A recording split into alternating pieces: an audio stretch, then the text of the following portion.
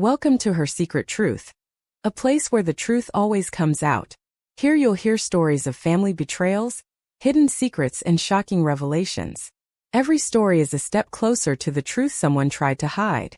Subscribe to Her Secret Truth so you don't miss new stories you won't be able to stop watching. My son sold their house and gave $620,000 to my daughter-in-law to spend. After that, they came to live in my house. I refused, explaining that my daughter-in-law had even slapped me across the face.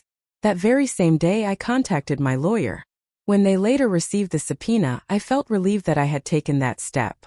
Follow my story until the end and write the name of the city you are watching from so I can see how far my story has reached. My name is Martha, and at 64 I thought I truly knew my son. I believed I understood the man I had raised, the boy I had sacrificed everything for. But that Tuesday morning in October changed everything I believed about family, loyalty, and the child I brought into this world. I was in my garden taking care of my late-blooming roses when I heard a car pull into my driveway. The sound of the engine was familiar, it was Gregory's SUV. But something felt different. There was urgency in the way the doors slammed, a tension I could sense even from the backyard. When I walked around to the front of my modest two-story home, I saw my son standing on my porch with his wife, Caleb, but they did not have the usual signs of a casual visit. Caleb had 2 large suitcases beside her, and Gregory was pulling more bags from the trunk. Gregory called out to me, his voice strained, saying that they needed to talk because something important had come up. I wiped my hands on my gardening apron and carefully studied their faces. He looked exhausted, his normally neat appearance slightly disheveled, his tie crooked and dark circles under his eyes. Caleb, on the other hand, stood completely composed in her designer outfit, her blonde hair styled perfectly despite the early hour. I asked what was going on and whether everything was all right while unlocking my front door. They followed me inside, their footsteps echoing on the hardwood floors. I noticed Caleb's sharp eyes scanning my living room, as if she was taking inventory of my furniture and decorations, almost calculating something. Gregory began by saying that they had something to tell me, and then sat heavily in my old recliner, the same chair where his father used to sit before he passed away 5 years ago.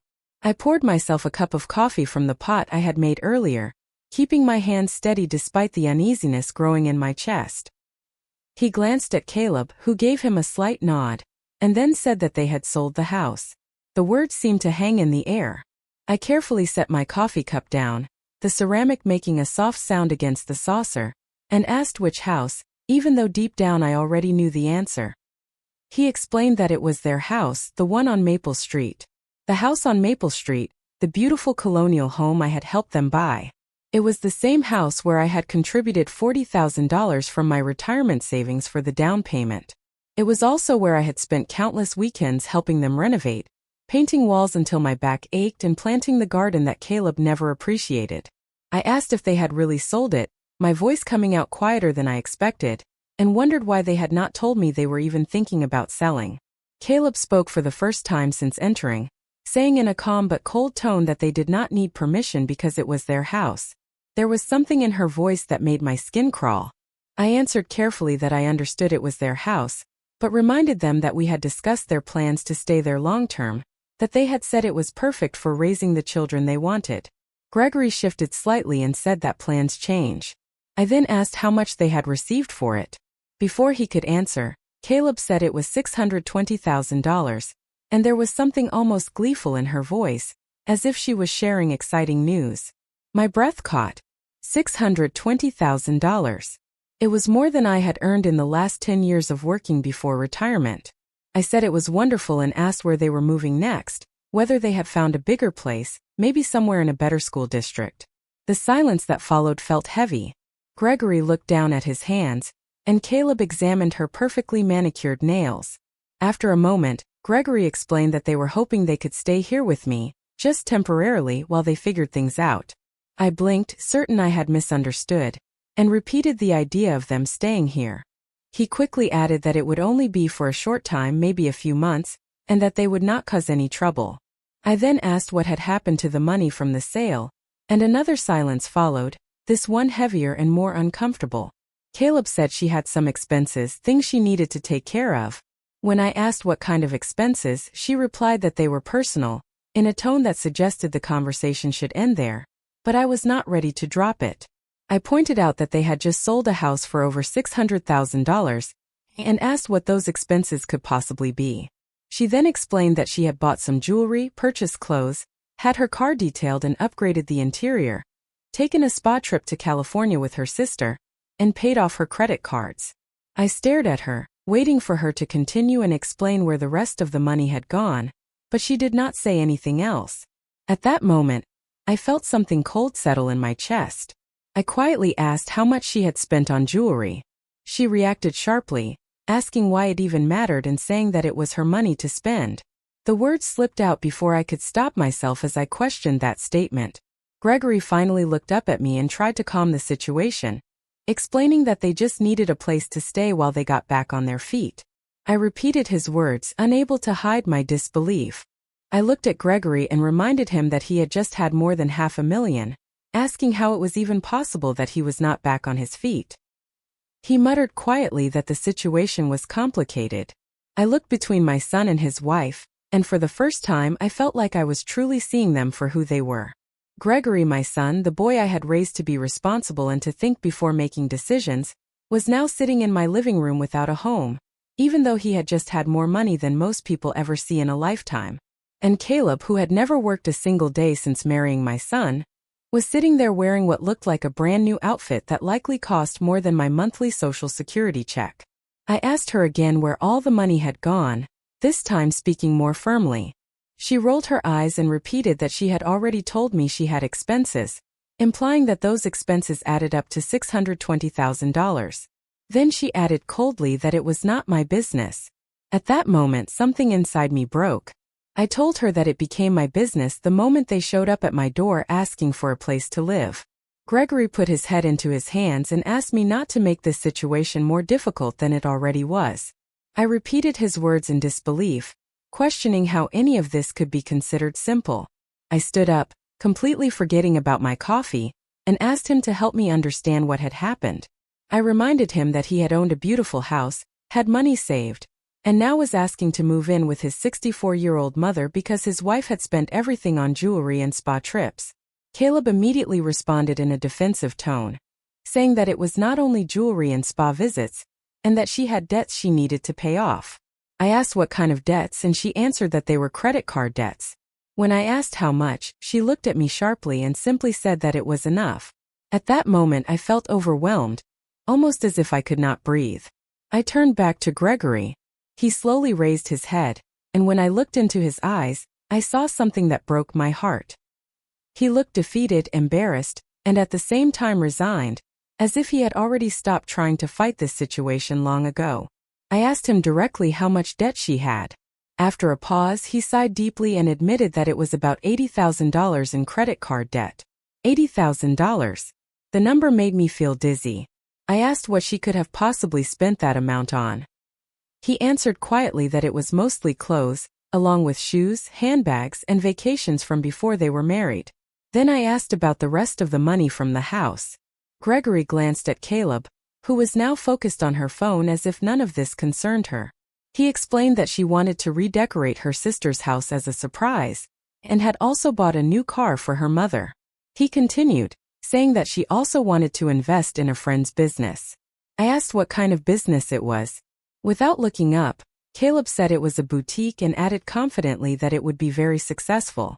I asked how much had been invested, and when she answered that it was $300,000, the number struck me like a physical blow. $300,000 invested into a friend's boutique by someone who had never run a business, never worked, and had never shown any interest in anything beyond shopping and spa treatments. Trying to make sense of everything, I quietly repeated the situation. They had sold their house for $620,000. $80,000 had gone toward paying off Caleb's credit card debts. $300,000 had been invested into the boutique. Then I asked what had happened to the rest. Caleb finally looked up from her phone with irritation and repeated that she had expenses, mentioning jewelry, spa trips, car detailing, furniture for the boutique, and gifts for her family, adding that those things add up quickly. I quickly calculated everything in my head and realized that even if I was generous, There should still have been at least $50,000 left, maybe even more. I asked where the rest of the money was. She answered flatly that there was no rest, that it was all gone. Gone. More than $600,000 gone within just a few months, spent on jewelry, spa trips, debts, and a boutique investment that I strongly believed would never bring any profit. I slowly sank back into my chair, feeling every one of my 64 years settle heavily into my bones. This was not only about money anymore. It was about the son I had raised, the values I had tried to teach him, and the woman who had somehow convinced him to throw everything away. I said that now they wanted to live here. Gregory repeated that it would only be temporary. I looked around my small home with its 2 bedrooms, 1 bathroom, and tiny kitchen. I reminded myself that I had worked for 30 years to pay off this house so I could have a place that truly belonged to me, somewhere I could live peacefully in my retirement. I then asked what their plan was and how they intended to get back on their feet. Gregory and Caleb exchanged a look. Caleb answered that Gregory would continue working, and she was certain that the boutique would soon begin making a profit. She added that if it did not, they would figure something else out. I looked at her, at the woman who had convinced my son to sell his house and spend over $500,000 in just a few months, and who was now sitting in my living room with the calm confidence of someone who expected to be taken care of. I said quietly that no, I would not allow this. Gregory reacted immediately, asking what I meant. I repeated that they could not stay here. The atmosphere in the room seemed to drop by 10 degrees. The word no hung in the air between us like a challenge. I watched my son's face fall apart, but it was Caleb's reaction that unsettled me the most. For a brief moment, her perfectly composed expression slipped, revealing something cold and calculating underneath. Gregory raised his voice slightly, saying that I could not be serious and reminding me that we were family. I answered that yes, we were family, and that was exactly why I would not support or enable the disaster they had created. Caleb placed her phone down on my coffee table with deliberate force and questioned what I meant by calling it a disaster, insisting that her husband had simply made a business decision, and that not every investment pays off immediately. I repeated her words about it being a business decision, unable to hide the disbelief in my voice, explaining that spending $600,000 on jewelry, spa trips, and her friend's boutique was not a business decision, but reckless spending. She snapped back at me, her composure finally cracking, asking how I could dare judge the way she chose to spend her money. I answered quietly that it was not her money. It was the equity from a house my son had worked for and that I had helped purchase. Gregory stood up abruptly and began pacing toward the front window, saying that they would not be asking if they had anywhere else to go. I asked about Caleb's family, suggesting that surely her parents could help. Gregory explained that her parents lived in a 1-bedroom condo, and that her sister did not have space, the same sister whose house she had spent thousands redecorating as a surprise. Caleb's eyes flashed with anger as she said that her personal relationships were none of my concern. I stood up, my patience finally exhausted, and told her that they became my concern the moment they showed up at my door asking for help. I said that she had spent my son's future on frivolous nonsense, and now expected me to clean up the mess. She shouted that it was not frivolous and insisted that I would not understand. She added that I had lived in this tiny house my whole life, wearing the same old clothes and driving the same old car, and that I did not know what it was like to have standards. The insult landed, but I refused to show it.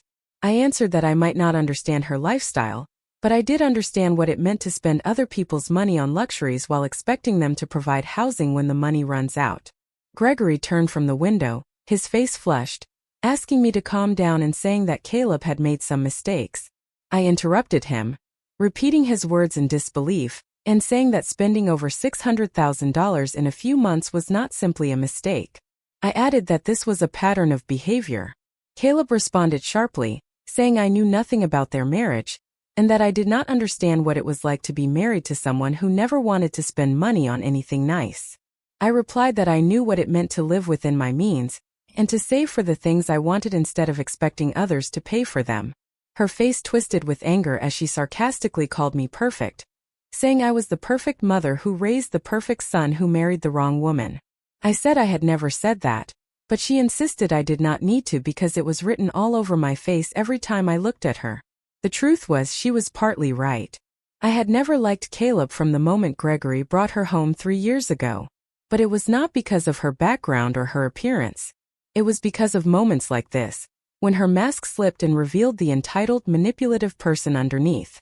I spoke carefully, saying that I did not dislike her because of who she was, but because of the choices she made and how they affected my son. She shot back that my son was a grown man who made his own choices. I questioned that, saying that from where I stood, it seemed like she made all the choices and he simply followed along with them. Gregory finally spoke, his voice strained, saying that what I was saying was not fair. I turned to him and asked if it really was not fair, then asked whose idea it had been to sell the house. He hesitated before saying that they had discussed it together. I asked whose idea it had been to invest $300,000 in a boutique. After another hesitation, he said that Caleb thought it was a good opportunity. I then asked whose idea it had been to spend $80,000 paying off credit card debts he had not even known about until after they were married. His face tightened. I asked him again to answer clearly who had been making the financial decisions in their marriage. He replied weakly that they made them together. Caleb laughed, a harsh sound echoing through the room, and told him to tell the truth, reminding him how he had begged her to marry him and how grateful he had been that someone like her would even look at him. I felt my blood run cold. She continued, describing herself as someone beautiful, someone sophisticated, someone who could have had any man she wanted, and saying that my son knew he had been incredibly lucky to marry her. I looked at Gregory, waiting for him to defend himself, to show some strength, but he only stared at the floor, his shoulders slumped in defeat. Caleb continued, saying that now, when they needed help, his own mother was turning her back on them, asking what kind of mother would do that. I answered that it was the kind of mother who would not stand by and watch her son be destroyed by a manipulative woman. That was when Caleb crossed the line. She screamed that I was a bitter old woman and accused me of being jealous because my son had chosen her. She said I could not stand that he loved her more than his own mother. Gregory told her to stop, but his voice lacked conviction. She continued anyway, saying that I was a miserable old woman living in a rundown house and jealous of everyone who had more than I did. She added that my son did not need me anymore because he had her. At that moment I felt something inside me snap. All the years of holding my tongue, trying to stay diplomatic, and watching this woman slowly ruin my relationship with my son finally came crashing down. I told them quietly to get out. Caleb reacted immediately, asking what I meant. I repeated myself clearly, telling her to get out of my house. She laughed and said that I could not throw them out because they had nowhere to go. I replied that it was not my problem. Gregory pleaded with me, asking me to reconsider and explaining that they truly had nowhere else to go. I told him that he should have thought about that before allowing his wife to spend his entire future on jewelry and spa treatments. Caleb stepped closer, her face full of anger, saying that I had no right to speak to her like that in front of her husband. I answered firmly that it was my house and that I would speak however I wanted, and right now I wanted her to leave. She crossed her arms and said they were not going anywhere, telling Gregory to make me understand that they were staying. I looked at my son, the man I had raised to stand up for what was right and protect the people he loved. Instead, I saw someone broken, someone who had allowed himself to be controlled for so long that he no longer knew how to stand up for himself. I spoke more softly, asking him to tell his wife to leave my home. He looked between us, his face full of distress. He asked me to let them stay for a few days while they figured something out. I refused. At that moment, Caleb completely lost whatever composure she had left. She screamed that if I wanted to act selfish and heartless, then she would make sure everyone knew what kind of mother I was. She stormed to the front door and pulled it open so hard that it hit the wall. Outside, my neighbors were in their yards, including Mrs. Holloway from across the street and the Johnson family next door. They all turned toward the noise. Caleb shouted loudly, asking them if they wanted to know what kind of woman I really was, claiming that I was throwing my own son out onto the street. I felt my cheeks burn with embarrassment as neighbors stopped what they were doing and stared at the scene unfolding on my porch. Gregory tried to stop her, asking her to calm down, but it was already too late. She continued shouting, saying that I had raised a son who worked his whole life to buy a beautiful home, and that when life became difficult and they needed help, I refused them. Mrs. Holloway stepped closer, clearly trying to hear everything. Caleb went on, now crying, though I was certain the tears were calculated, saying they had only asked for temporary help, just a place to stay until they got back on their feet, and that I had refused my own child. I stood in the doorway watching this performance, feeling more humiliated than I had in years. My quiet street, where I had lived for 15 years and earned my neighbors' respect, had now become the setting for this scene. I stepped forward and said that it was enough. She turned toward me quickly and said that it was not enough, accusing me of thinking I was better than everyone else and calling me selfish. I told her firmly to stop immediately. She responded by saying I should be embarrassed and that I deserved to feel that way. Then she did something that changed everything. Right there in front of my neighbors, Caleb Bennett raised her hand and slapped me across the face. The sound echoed across the quiet street like a gunshot. I staggered back, my hand going to my cheek, more from shock than pain. For a moment no one moved. Even Caleb seemed surprised by what she had done. Mrs. Holloway gasped out loud. The Johnsons' teenage son, who had been mowing the lawn, turned off the mower and stared. I looked at my son, waiting for him to react, to defend me, to show anger that his wife had just hit his mother. Instead, Gregory stood there, looking confused and overwhelmed. I asked quietly if she had just hit me, keeping my voice steady even though anger was building inside me. Caleb lifted her chin and said that I deserved it, accusing me of throwing my own family out like they were nothing. I looked around at my neighbors, all of them witnessing this humiliation. Mrs. Holloway looked horrified, and the Johnson family whispered among themselves.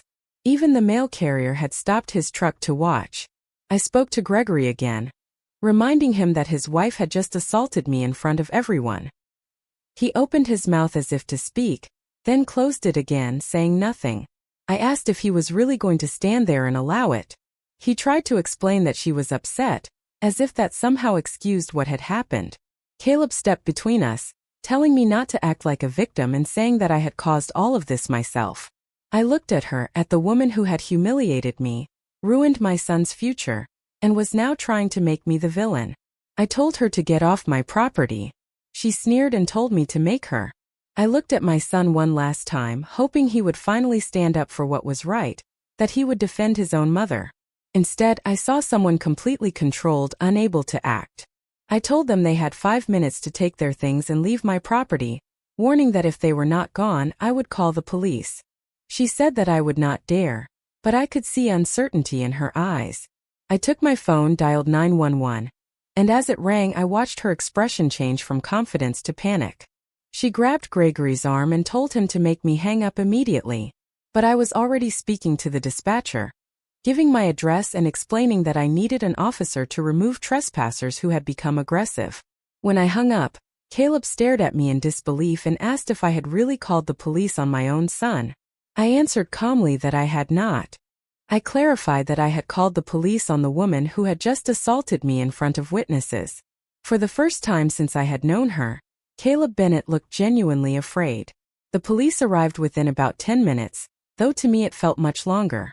Officer Navarro was a young woman, likely in her early 30s, with kind eyes and a calm, professional manner that immediately put me at ease. Her partner, Officer Whitaker, was older, closer to my age, with gray at his temples and the tired expression of someone who had seen far too much family conflict over the years. By the time they arrived, Caleb had managed to compose herself somewhat. She had stopped crying and adjusted her hair, but the panic was still visible in her eyes. Gregory stood next to the luggage, looking completely lost. Officer Navarro approached me first and explained that they had received a call about an assault. I confirmed it and pointed to my cheek, which was still stinging, explaining that Caleb had struck me. Officer Whitaker then turned to Caleb and asked if that was true. Caleb responded by saying that I had been unreasonable, as if that somehow justified what she had done. She added that they only needed a place to stay temporarily, and that I had thrown them out like strangers. Officer Navarro responded firmly, making it clear that no situation justified physical violence. She then turned back to me and asked whether I wanted to press charges. I looked at my son, who stood there with his head lowered, saying nothing in my defense. This was the man I had raised, supported, and loved without condition, and yet he could not even speak up after his wife had struck his mother. I answered quietly that yes, I wanted to press charges. Caleb's face immediately lost color, and she reacted in disbelief, asking if I was serious. Officer Whitaker explained that assault was a serious charge and noted that there were multiple witnesses who had seen what happened. My neighbors were still outside watching, and Mrs. Holloway confirmed loudly that she had seen everything and that Caleb had slapped me without provocation. Caleb protested, insisting that this was a family matter and should not be treated as something criminal. Officer Navarro made it clear that family or not, assault was still assault, and informed her that she would need to come with them. As they guided Caleb toward the patrol car, she turned to Gregory and demanded that he do something. But Gregory stood frozen, watching his wife being taken away from my front yard. When he looked at me, there was something in his expression that felt like blame. He asked if I had really needed to go that far. I answered before he could finish, saying that yes, I had needed to do exactly that.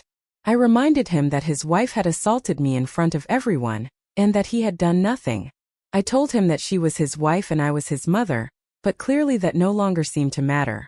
Officer Whitaker approached me with a clipboard and explained that I would need to come to the station to give a formal statement, asking if I could do that later that day.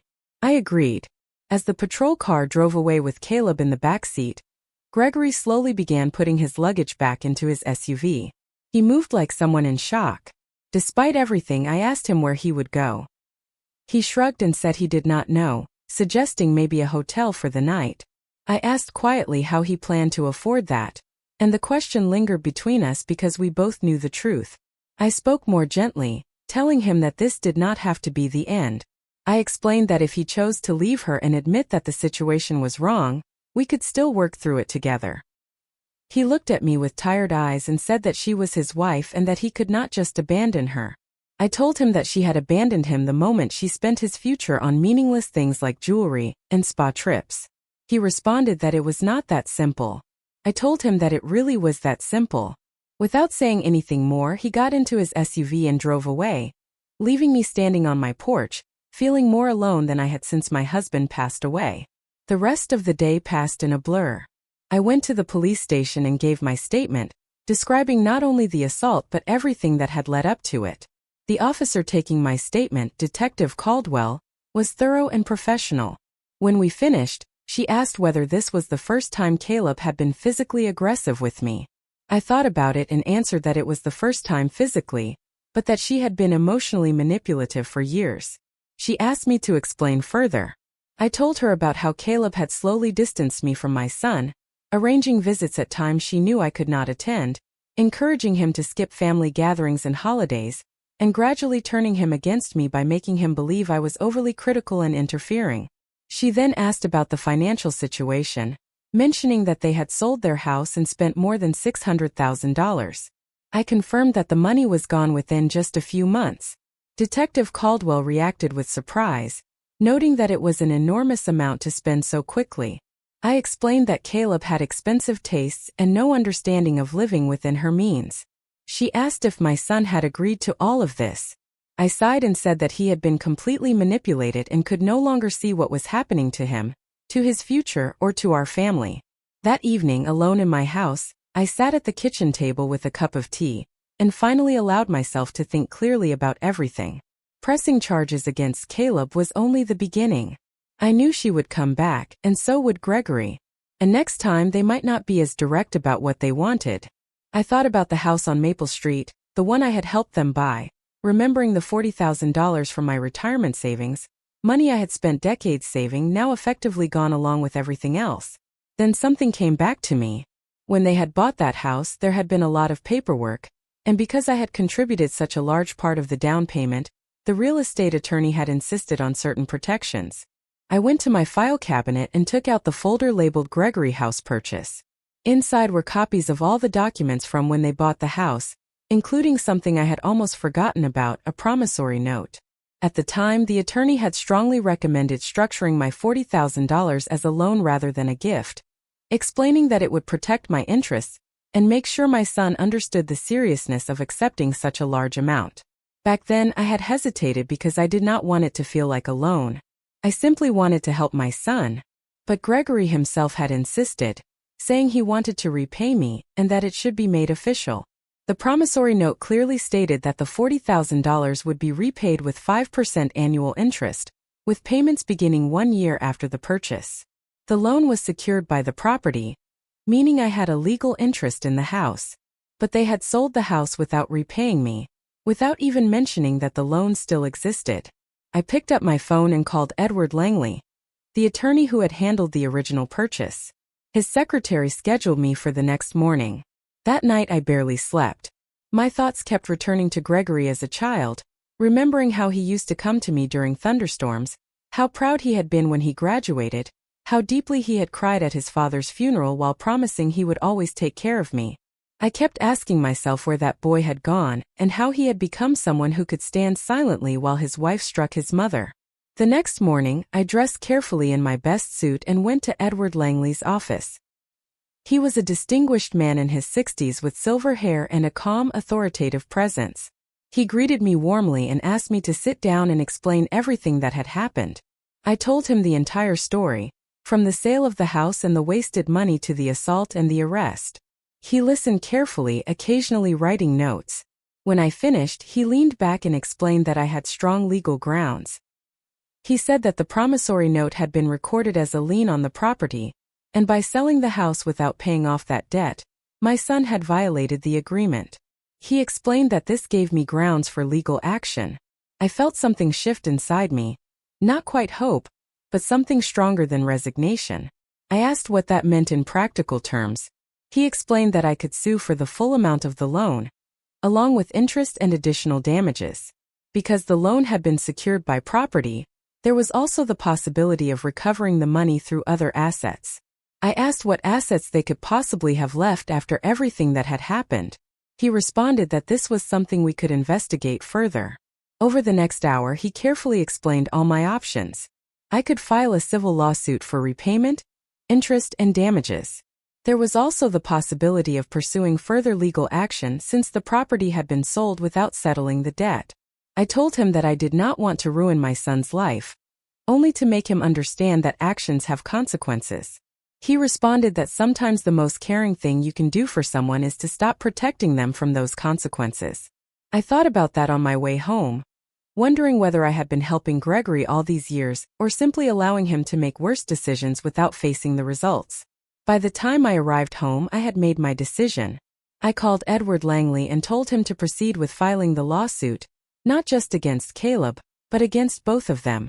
They were married, they had made these decisions together, and they would face the consequences together.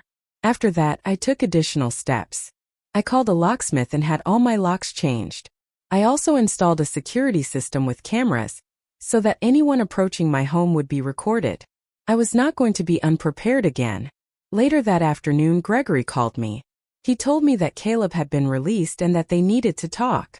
I told him that there was nothing to discuss. He insisted, saying that she was sorry for hitting me, and that she had just been upset. I explained clearly that his wife had taken $40,000 from me, and then assaulted me when I refused to let them stay after they had wasted more than $500,000. I told him there was nothing left to talk about.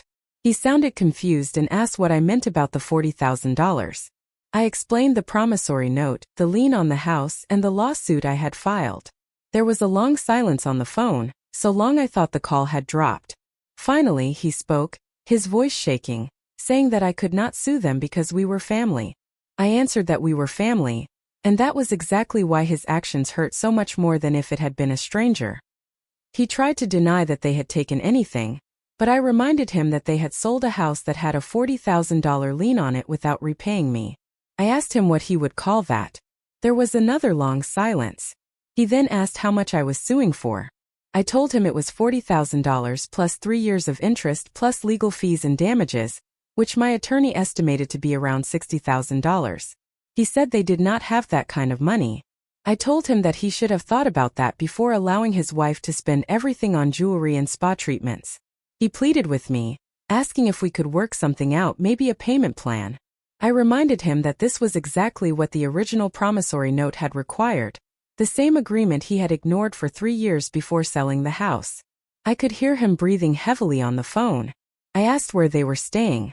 He said they were at a motel, the cheapest one they could find. I asked how long they could afford to stay there. He said maybe a week, possibly 2 if they were careful.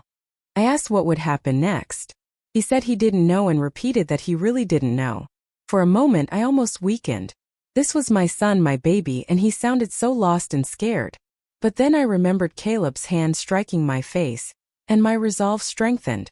I told him that I loved him, that I always had and always would, but that I would not be manipulated, stolen from, or assaulted.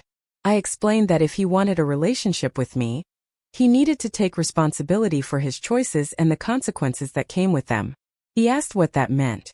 I said it meant he needed to decide what was more important to him, his relationship with his wife or his relationship with his mother, because right now he could not have both. I hung up before he could respond, my hands shaking as I set the phone down. Outside, the sun was setting over my quiet neighborhood. Mrs. Holloway was watering her flowers, and the Johnson boy was riding his bicycle in circles in their driveway. Everything looked normal and peaceful, but I knew that nothing would ever be normal again. The next day, Gregory and Caleb would receive the legal papers. They would realize that their actions had real consequences, and I would find out once and for all whether the son I had raised still existed somewhere inside the man Caleb had created. 3 days after I filed the lawsuit, Edward Langley called me with news that made my blood run cold. He told me to sit down and said that his investigator had been looking into my daughter-in-law's background and had uncovered things I needed to know. I was already sitting at my kitchen table, but I gripped the phone tighter and asked what kind of things. He said Caleb had a pattern of this behavior. Before she married my son, she had been engaged to 2 other men, and both relationships ended when those men discovered she had been using their credit cards without permission. In one case, she had run up over $50,000 in debt before the man found out. My heart sank. I asked if Gregory knew this. He said he didn't think so and that she was very good at covering her tracks. Then he said there was more. The boutique she invested in did not exist. His investigator could not find any business license, any storefront, or any evidence that this boutique was anything more than a way for her friend to get $300,000 for free. I felt sick. I said that meant the money was just gone. He confirmed that it appeared so and added that there was something else, something worse. I prepared myself. He said she had been having an affair for at least 6 months, possibly longer. The man was married and wealthy, and she had been using my son's money to fund that relationship. The expensive jewelry, the spa trips, the car detailing, it was all part of maintaining that relationship with this other man. The room seemed to spin around me. I gripped the edge of the table to steady myself. My son, my decent, hard-working son, had been completely destroyed by a woman who was using him as an ATM while cheating on him with someone else. I asked if my son knew about the affair.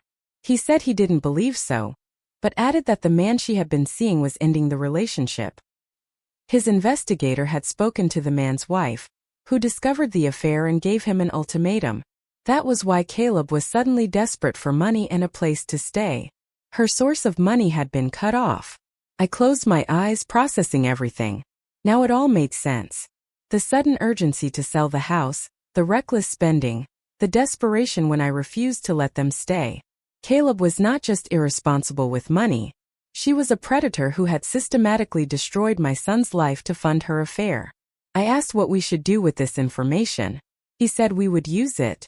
In the lawsuit, it could support the argument that the money was obtained through fraud and deception. It could also help ensure my son understood exactly who he had married. That afternoon, the legal papers were delivered to the motel where Gregory and Caleb were staying. I knew because Gregory called me about 30 minutes later, his voice shaking with anger. He demanded to know what it was.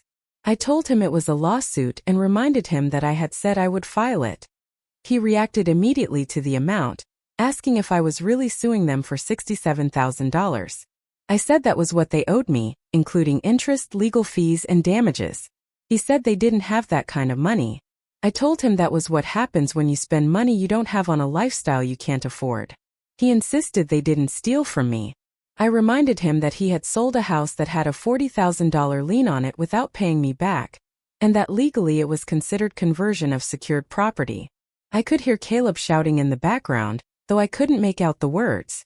He said she wanted to know if I had lost my mind. I told him to tell her that I was completely sane and completely done being stolen from and assaulted. He asked again if we could work something out. I told him no and explained that the time for that had passed 3 years ago when he first missed a payment on the promissory note, or 6 months ago when he decided to sell the house, Or even last week when he showed up at my door asking for help after wasting over $500,000. I said clearly that the time for working things out had passed. He asked what they were supposed to do, saying they were living in a motel. I told him they needed to get jobs and start taking responsibility for the mess they had created. He said Caleb couldn't work because she had never had a job. I told him that it was time for her to learn. He said I didn't understand. He said she was not capable of working a minimum wage job. I asked what that meant, whether she was too good to work or too special to contribute to her own survival. The silence stretched between us. Finally, Gregory spoke, his voice quieter now, saying that she was threatening to countersue for emotional distress or something like that. I almost laughed and told him to let her try, explaining that I had witnesses to her assaulting me and documentation of every dollar she had taken. I asked what she had. There was more shouting in the background. Then Gregory came back on the line and said she wanted to know why I was doing this to them. I answered that it was because they both needed to learn that actions have consequences, and then I told him there was something else he needed to know about his wife. He asked what. I hesitated, knowing this was the moment of truth, the moment that could either save my son or lose him forever, and then I told him she had been having an affair. The silence that followed was overwhelming. I could hear my own heartbeat. He asked what I had said. I repeated that Caleb had been having an affair for at least 6 months, that the man was wealthy and married, and that she had been using his money to fund their relationship. He said it was not true. I told him it was true and explained that my attorney had hired an investigator, and that we had proof. He reacted by asking if I had hired someone to spy on his wife.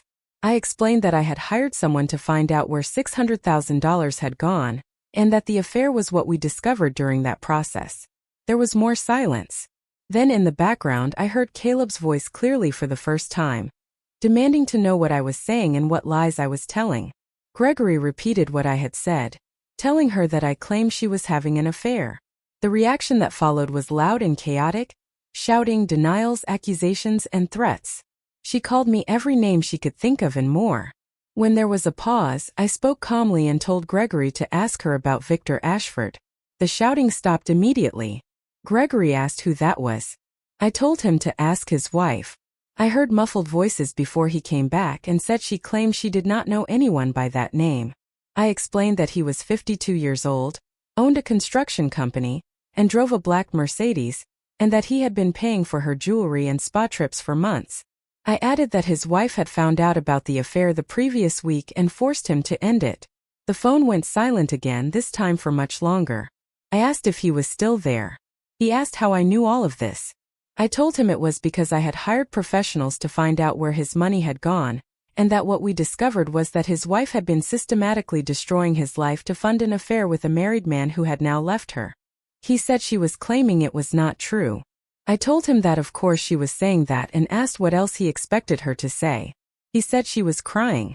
I told him she was manipulating him again. He said he needed time to think.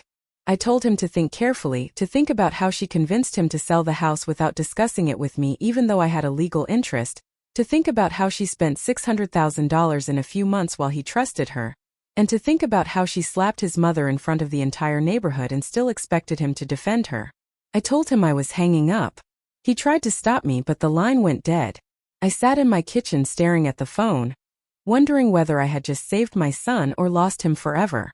Either way, I had told him the truth, and what he chose to do with that information was up to him. The next morning, Edward Langley called again and said he had an update. He told me that my son had called his office and wanted to meet. I asked what he wanted to meet about. He said Gregory had not been specific but sounded different, possibly defeated or maybe awakened, though it was hard to tell. We arranged to meet at Edward's office that afternoon. I arrived early, feeling nervous about seeing Gregory again. When he walked in, I barely recognized him. He had always been thin, but now he looked gaunt. His clothes hung loosely on him, and there were dark circles under his eyes that made him look 10 years older. He greeted me quietly and took a seat across from me. Edward sat behind his desk with his notes ready and asked Gregory what he wanted to discuss. Gregory said he wanted to understand exactly what his wife had done, and that he wanted to see all the evidence. Over the next hour, Edward went through everything the investigator had found, the affair with Victor Ashford supported by records, The fake boutique investment that had been used to move money, the pattern of financial deception in her past, and the growing credit card debt that Gregory had never known about. With each detail, I watched my son sink further into his chair. By the time Edward finished, Gregory was staring down at his hands, silent tears running down his face. I asked him gently where she was. He said she was at the motel and did not know he was there. I asked what he was going to do. Gregory looked up at me, his eyes red, and said he did not know. He admitted that everything he thought he knew about his life, his marriage, and his wife now felt like a lie.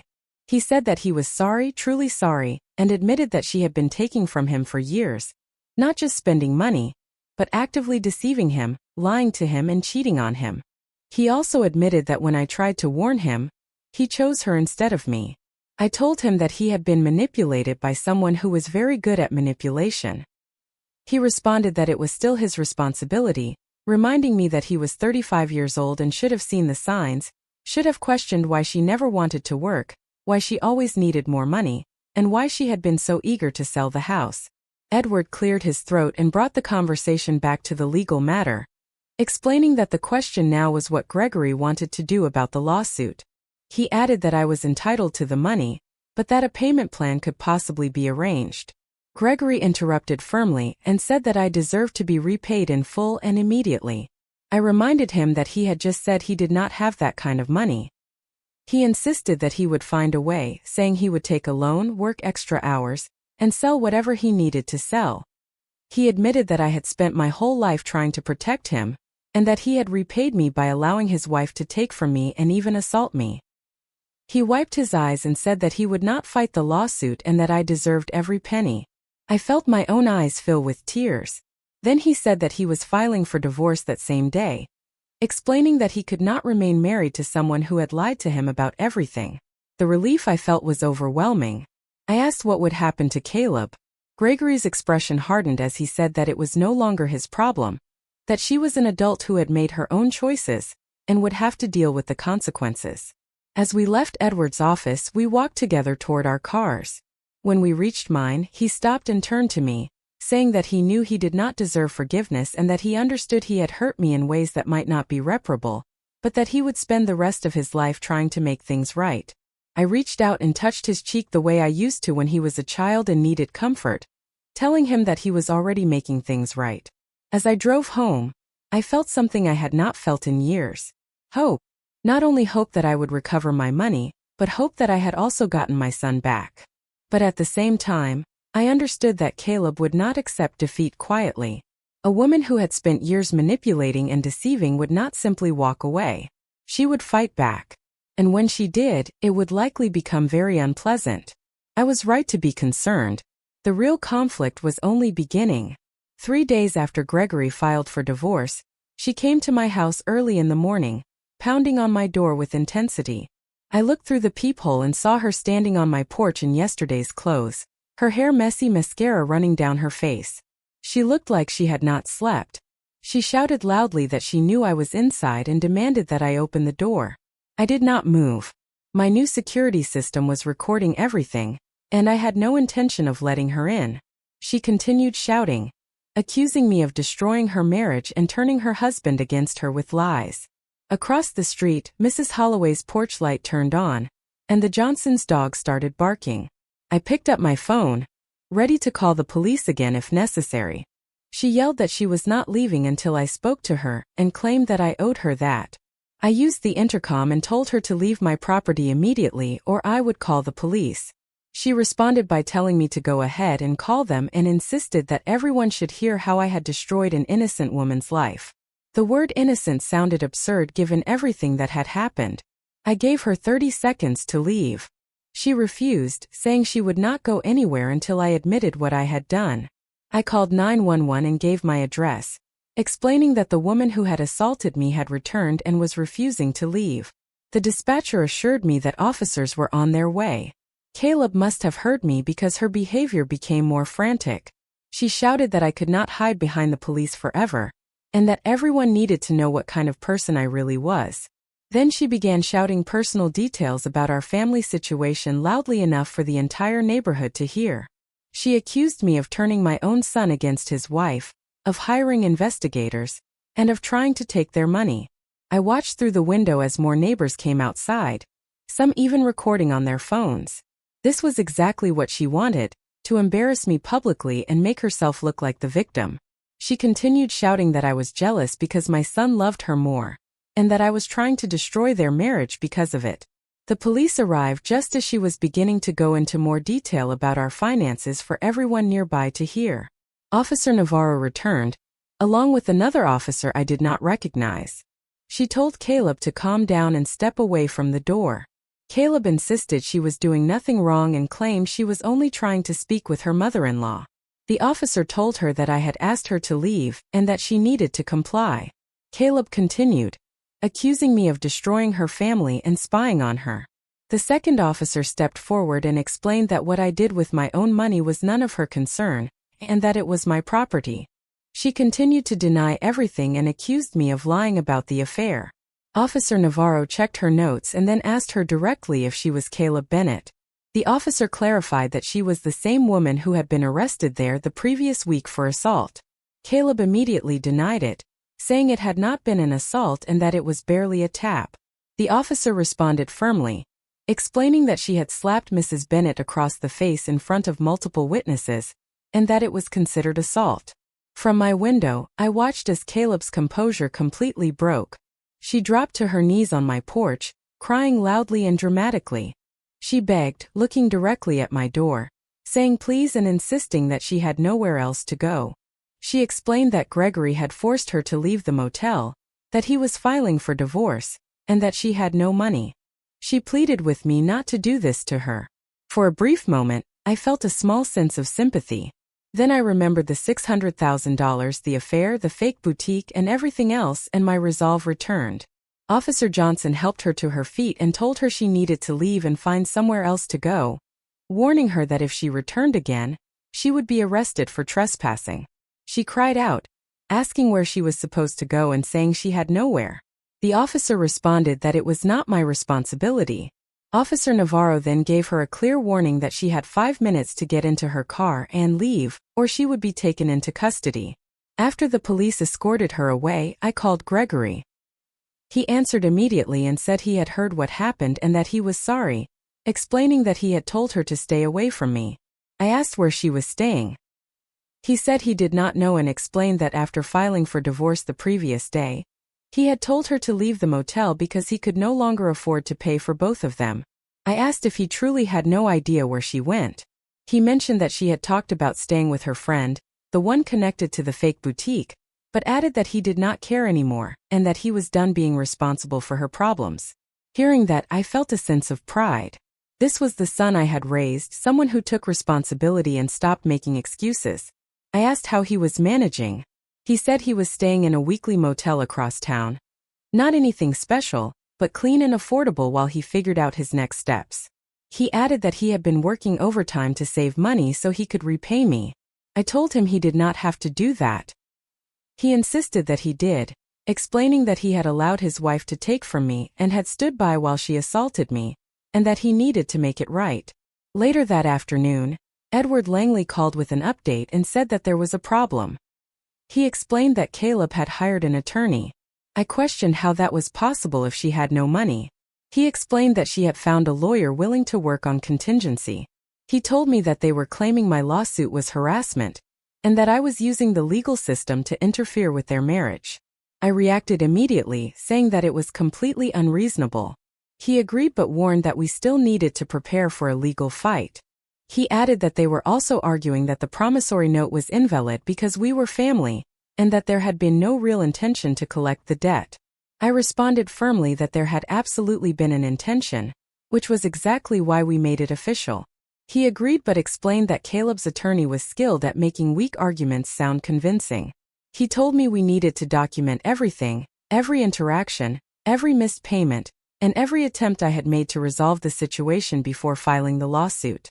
Over the next week I gathered everything I could, phone records showing how often I had called Gregory about missed payments, messages where Caleb answered and made excuses, emails asking about their finances, and records of additional money I had lent them over the years that was never repaid.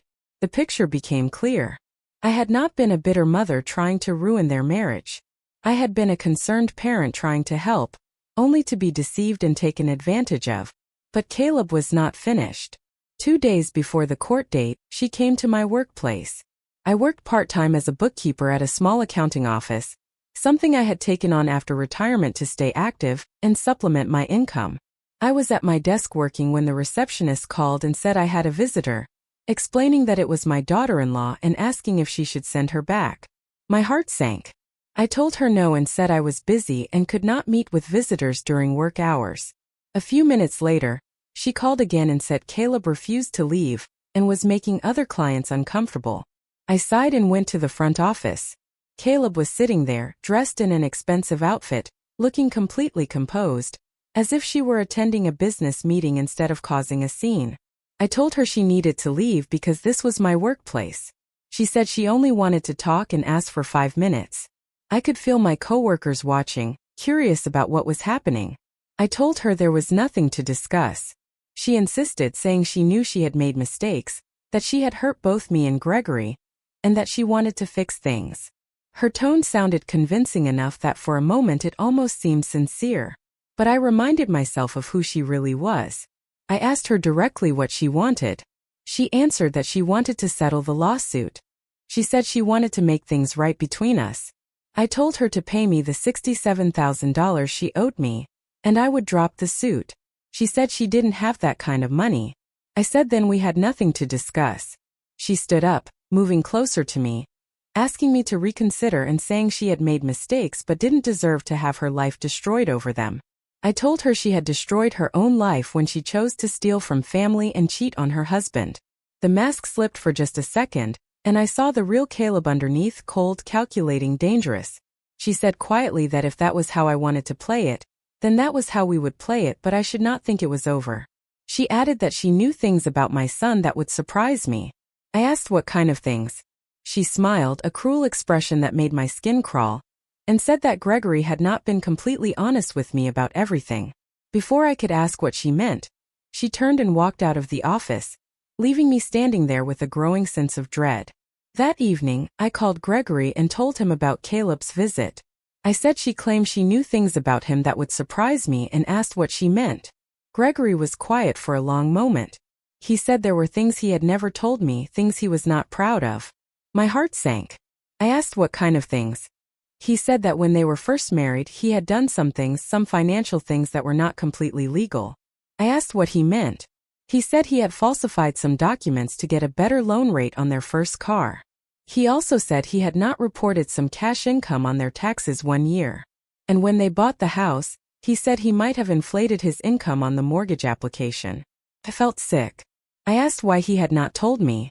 He said he was ashamed and that Caleb had told him it was normal, that everyone did things like that. He said she had proof of this, that she kept copies of everything. She said it was for their records, but now he thought she had been keeping it as insurance in case he ever tried to leave her. I closed my eyes, understanding the full scope of what we were dealing with. Caleb was not just manipulative. She had been systematically setting him up for years, creating evidence she could use to destroy him if he ever tried to leave. I told Gregory he needed to tell Edward Langley about this immediately. He said that if this came out he could go to jail, lose his job, his professional license, everything. I told him that if he didn't tell Edward and Caleb used it against us in court, he would lose everything anyway, and at least this way we could try to control how it came out. The next morning, I sat in Edward Langley's office with my son as he confessed everything. Edward listened without judgment, taking notes and asking questions. When Gregory finished, Edward leaned back in his chair and said the situation was serious but not impossible. He said that some of the issues might be past the time limit, and others could be resolved through voluntary disclosure and payment of penalties. I asked about the lawsuit. He said the lawsuit had just become more complicated but explained something important. He said Caleb was not just trying to avoid paying me back, she was trying to destroy my son's life as punishment for leaving her, and that this was not about money anymore, it was about control. As we left his office, I realized the real battle was just beginning. Caleb had shown her true nature, and she was willing to destroy everyone around her rather than accept responsibility. But I was not the same woman who had opened the door to them 3 weeks earlier. I was stronger now, angrier, and completely determined to protect my son. The war was far from over, but for the first time I felt like we might actually win. The courtroom was smaller than I expected, with worn wooden benches and fluorescent lighting that made everyone look pale and tired. I sat behind Edward Langley's table, my hands folded in my lap, watching as Caleb entered with her attorney, a sharply dressed woman in her 40s who looked like she charged by the minute. Caleb had clearly spent money she did not have on her appearance for court. Her hair was freshly styled, her makeup perfect, and she wore a conservative blue dress that probably cost more than I made in a week. She was playing the role of the wrong daughter-in-law, the victim of a vindictive mother-in-law's harassment. Gregory sat beside me, looking nervous but determined. Over the past week, he had worked with Edward to voluntarily disclose his financial issues to the appropriate authorities. It would mean paying penalties and possibly losing his job, but it also meant Caleb could not use that information against him. Everyone stood as the bailiff announced the judge. She entered with a stern expression that suggested she had seen everything before. Caleb's attorney spoke first, presenting her as someone treated unfairly, someone who had made mistakes but was now being targeted. Then Edward spoke, laying out the facts clearly: the $40,000 loan, the missed payments, the sale of the house without repayment, and the assault witnessed by multiple people. He made it clear this was not harassment, but a case of someone being taken advantage of. Then he called a witness I had not expected. Victor Ashford entered the courtroom, looking uncomfortable and tense. Under oath, he confirmed the affair. He testified that Caleb had told him she was getting divorced, that she had money from her family, and that she needed help maintaining her lifestyle during the separation. He had paid for jewelry, vacations, and expensive dinners, believing she was a wealthy woman going through a difficult divorce. He said she told him her husband was abusive, and that his mother was trying to steal her inheritance. Victor testified this without looking at Caleb. He added that she said she needed money to fight them in court. Caleb's face had gone completely white. Her attorney was frantically scribbling notes, clearly not expecting this testimony. Edward asked if he knew that Mrs. Caleb Bennett was using money from the sale of her marital home to fund their relationship. He said no and added that if he had known, he never would have participated. Edward asked when the relationship ended. He said it ended last month, when his wife discovered the affair and threatened to leave him if he did not end it immediately. When Edward finished, Ms. Chun tried to minimize the damage. She argued that the affair was irrelevant to the financial dispute, and that whatever mistakes Caleb had made in her personal life did not change the fact that the lawsuit was excessive. But Judge Rise looked unimpressed. When Ms. Chun sat down, the judge leaned forward and studied the paperwork in front of her. She addressed Caleb directly and asked if she disputed signing the promissory note agreeing to repay $40,000. Caleb said no, Your Honor. The judge then asked if she disputed that she had failed to make any payments on that note for 3 years. Caleb started to respond, but the judge continued and asked if she disputed that she and her husband had sold the house that secured the loan without paying off the debt. Caleb's attorney stood up, but the judge told her to sit down and said she was asking Caleb directly. Caleb looked like she was about to cry, and said she did not understand the legal implications. The judge pointed out that she was 32 years old and asked if she was claiming she did not understand that borrowing money meant it had to be repaid. Caleb said it was not supposed to be a real loan, that it was family money. The judge asked if she saw her signature on the promissory note, and whether anyone had forced her to sign it. Caleb admitted that no one had forced her. The judge said that made it a real loan regardless of family relationship. The judge then turned to the assault. She had Mrs. Holloway testify about what she had witnessed, along with the police officers who had responded. When Ms. Chun tried to argue that it was just a family dispute, the judge interrupted and said clearly that assault is assault, and that the relationship between the parties does not change that. Finally, Edward presented evidence of Caleb's spending patterns, including jewelry purchases, spa treatments, and the fake boutique investment. He showed that more than $600,000 had been spent in less than 6 months, with no assets to show for it. He stated that this was not poor financial management but systematic fraud, explaining that Caleb had used her husband's money to fund an affair while deliberately ignoring her legal obligations. When both sides finished, the judge called a short recess. I went to the bathroom and splashed cold water on my face, trying to process everything I had heard. The full scope of Caleb's deception was even worse than I had imagined. When court resumed, the judge had clearly made her decision. She stated that this was a clear case of financial fraud and manipulation, explaining that Caleb had borrowed $40,000, agreed to repayment terms, then spent 3 years avoiding those obligations while spending over $600,000 on personal luxuries and an affair. Caleb started crying, but the judge continued, stating that she had also committed assault and attempted to manipulate the legal system. She ruled in favor of the plaintiff. Caleb was ordered to pay $67,000 within 30 days. If she failed to comply, enforcement actions such as wage garnishment and asset seizure would follow. Caleb's crying became louder. The judge added that the case would be forwarded for possible criminal fraud charges, noting that the level of deception went beyond a civil matter. Ms. Chun stood and said her client had no assets to pay the judgment. The judge responded that this was the result of her own actions, and that the court would not reward fraud with sympathy. As we left the courthouse, Caleb was still crying while her attorney tried to calm her down. She looked at me with hatred and said it was not over. I stopped, looked at her one last time, and said quietly that it was over, and that it had been over from the moment she raised her hand against me. 3 months later, I was sitting on my back porch watching the sunset over my garden when Gregory called. He said that Caleb's friend, the one with the fake boutique, had been arrested for fraud. He explained that she had been running scams for years, and that Caleb might also face charges if it could be proven she knew. I asked if that would help recover any of the money. He said probably not because the money was gone, but that it meant Caleb could face criminal consequences as well. I asked how he was doing. He said he was doing better and that he had found a new job. Pays less than my old one, but it is honest work. And they knew about my legal issues when they hired me.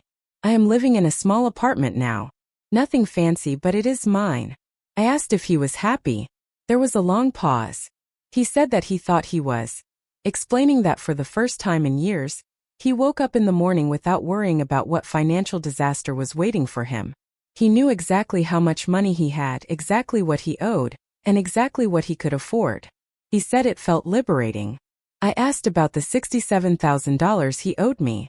He said he had been making payments every month just like he promised, and that it would take a few years but he would repay every penny. I told him he did not have to. He insisted that he did, explaining that it was not just about the money, but about proving that he was the man I raised him to be. After I hung up, I sat in the growing darkness, thinking about the past few months. I had gotten my money back, well, most of it. More importantly, I had gotten my son back. Caleb was facing criminal charges in 3 different jurisdictions. Victor Ashford's wife had filed for divorce and was seeking half of everything he owned. The fake boutique investigation had expanded into a multi-state fraud case. Everyone who had taken part in the deception was facing consequences. As I sat peacefully in my garden, surrounded by the life I had built through honest work and careful saving, my phone buzzed with a message from an unknown number. I almost ignored it, but something made me look. The message said that they knew where I lived and that it was not over. I looked at the message for a long moment, then blocked the number and deleted it. Caleb could threaten me all she wanted from whatever jail cell or courtroom she was facing. I had cameras. I had security. I had the law on my side, and I had the certainty that I had done the right thing. A year later, I sold my house and moved to a retirement community in Arizona. It was warm and peaceful with a garden club, a book club, and neighbors who had lived full lives and appreciated simple things. I bought a small condo with a view of the mountains and spent my mornings tending my garden and my afternoons reading by the pool. Gregory visited twice a month, flying from Chicago, where he had found steady work and real friends. He never mentioned Caleb and I never asked. Some chapters in life need to be closed completely before new ones can begin. One evening while I was watering my roses, my neighbor Margaret called over the fence and told me there was someone at my door, a young woman who looked upset. My heart skipped, but when I went to the front, I saw it was not Caleb. It was a woman in her 20s with brown hair and tired eyes. She introduced herself as Olivia and said she needed to talk to me about Caleb. I studied her face and asked how she knew Caleb. She said Caleb was her sister, and that she had been doing the same thing to other families. We sat on my patio while Olivia explained everything. Caleb had moved to Florida after the charges, using a different name and telling a story about being a victim of her husband's family. She was engaged to another wealthy man, repeating the same lies about needing money. Olivia said she had been trying to warn people, but Caleb was very convincing and made everyone believe she was the victim. I asked what she wanted from me. She said she needed help and explained that I was the only person who had stood up to Caleb and won. She wanted to know how I did it. I made tea and told her everything about the investigation, the lawsuit, documenting everything and never backing down. I told her the key was understanding that you cannot save someone from their own choices. Only protect yourself and the people you care about. Olivia stayed for dinner, and we talked until late about manipulation and the strength it takes to do the right thing when it is difficult. After she left, I sat outside looking at the Arizona sky, thinking about everything that had happened. A year earlier, I thought my life was simple and settled. I had no idea that my greatest challenge and greatest victory were still ahead of me. Sometimes the most important battles are the ones you never wanted to fight, against people you never wanted to hurt, in defense of principles you never expected to defend. But when those moments come, you have a choice: fight or lose everything to people who see kindness as weakness. I chose to fight, and in doing so I realized that at 64 years old, I was stronger than I had ever imagined. The roses in my garden were blooming beautifully, their petals soft in the evening air. Like me, they had adapted and grown stronger in new conditions. Some things grow stronger when they are forced to take root again. Now I wonder about you, the one listening to my story. What would you do in my place? Have you ever experienced something like this? Share your thoughts below. And on the final screen, I am leaving 2 more stories that viewers enjoy, and they might surprise you. Thank you for watching until the end.